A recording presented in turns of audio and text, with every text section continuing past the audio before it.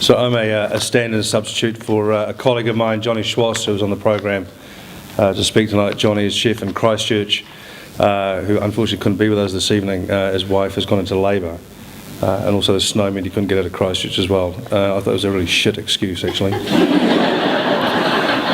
He's had months to get himself ready for this. He knew it was coming, and finding out on Friday that I had to speak was unfair. And he's just won Personality of the Year at the Cuisine Awards. He's a mongrel. My name's Martin Bosley. I've got a little crab shack just down on Oriental Parade down there. Along with Rachel, I'm the co-founder or proud co-founder, I should say, of the City Market in Wellington. And I think it's fair to say that I'm passionate about food. And I'm passionate about Wellington, and it forms probably 90% of my life revolves around what I do. So tonight I'm just going to talk about the evolution of a dish, and Nick, for better or worse, let's go. So the evolution of a dish. I'm often asked, where do my ideas for these dishes come from? What provides the creative spark? Mac, you often provide creative spark, I should say. I'm worried about this being a little bit narcissistic as well, actually sort of following on from Mac, but that's not what I intended. How does a dish progress from the initial idea through to the plate? What processes are involved? This is the first dish. I thought we'd start at this point with some of the dishes that we've done, the finished product. This here is a little duck liver custard, or creme caramel on the French green lentils. It's got a little apple chip on the top there, frozen apple foam, and then we've got the little bull's blood microgreens around the outside. That's like a baby beetroot. And the dark caramel sort of helps with the flavour. This dish here. Little blood orange sponge, so we've got the asparagus and mozzarella ice cream, some freeze-dried asparagus powder, a little tomato seed salad along with the asparagus. This was a version of a salad caprese, the addition of asparagus. So the ingredients are still quite simple. All we decided to do there was just rework some of these ingredients into new incarnations of themselves. A simple dish here of black pudding ravioli, a little crumbly texture of black pudding with apple makes a... God, I'm hoping the power goes out. Makes a fabulous tortellini filling. Little orange pith puree through the front there, an oxtail and cassis sauce, black olive soil, heirloom carrots, and grated across the top with some duck liver mousse, a little frozen duck liver mousse. Passion fruit caramel, passion fruit, one of the favourite fruits of mine. The freeze-dried pineapple wafers around the outside give a lovely sort of tropical burst of fruitiness to it. A little whipped cream, the passion fruit seeds for a little bit of crunch, and again just that sort of nice hint of a bit of caramel, just to really punch the whole dish through.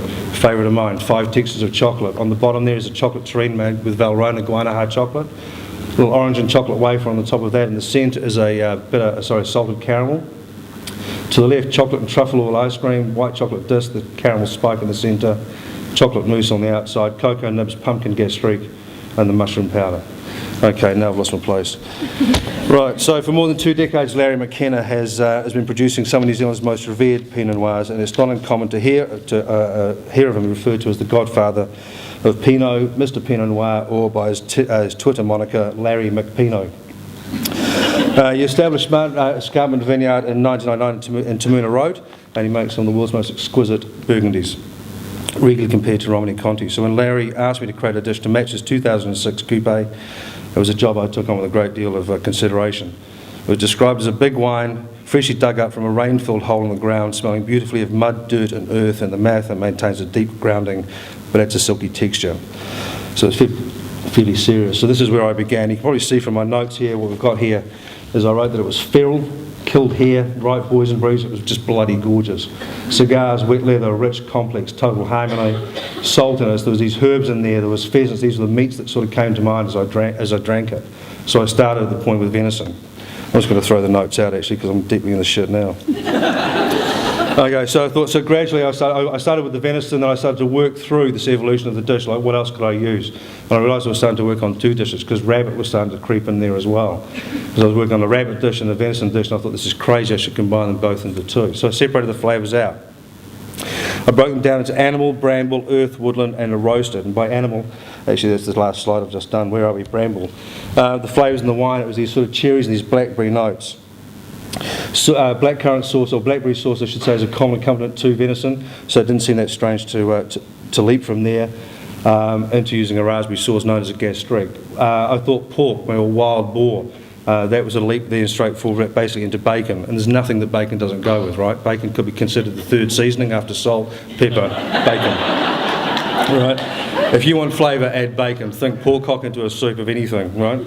Okay, earth came in. I started to think of mushrooms, but I'd written in my notes, stay away from mushrooms because this wine is dirty enough, you don't need anything else in there. So I looked for a more feminine aspect, and that was the violets that were in there, and that sort of came back to the raspberry flavours.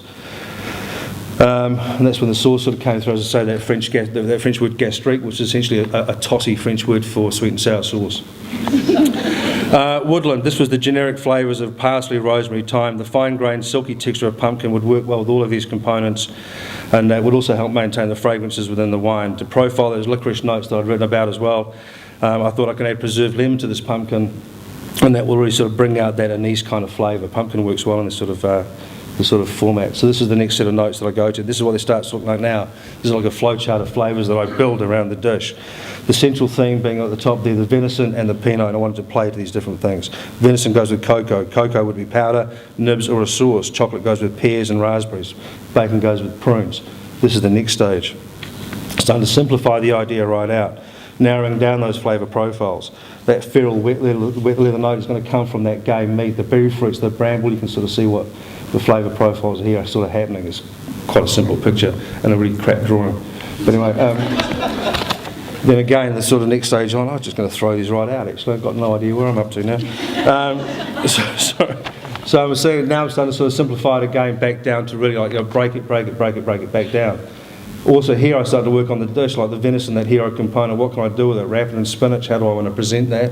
And there are different ways of cooking it. Could I steam it? Now I started to sort of sketch it out, and this is what it looks like, the initial sort of sketch on the plate. What can I do with it? And is it looking how I want it to be perceived? And is this what the diner is going to see? And is the diner going to eat it the way I sort of see it eating? And what is the diner going to look at? How are they going to eat it? Little pears, are they going to think it's just stupid? Are they going to think they're potatoes? And, you know, the parsley puree, what's that going to do?